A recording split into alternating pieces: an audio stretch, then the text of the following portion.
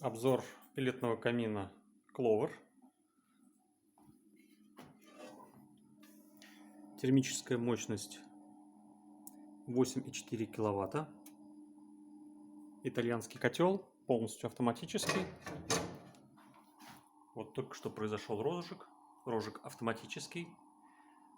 Установка температуры на пульте.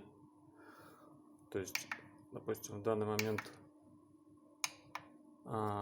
Так, вот выбор температуры в комнате.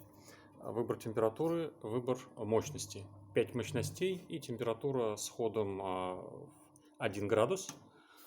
Котел, соответственно, имеет внутренний датчик температуры. Дымоход горизонтальный, длиной до 8 метров может быть. То есть дымосос проталкивает воздух. Кстати, есть варианты даже и прохода через низ. То есть в отличие от традиционных каминов, где дымоход должен быть установлен строго вертикально, здесь возможно и горизонтальная установка дымохода. Вот мы видим, что произошла загрузка пеллет. Вот, розжиг автоматически, повторюсь.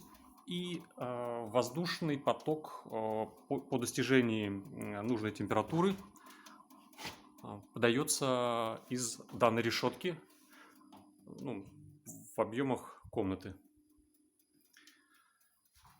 Полностью, повторюсь, автоматический, останавливается сам при увеличении температуры в комнате до установленной с дельтой в 2 градуса.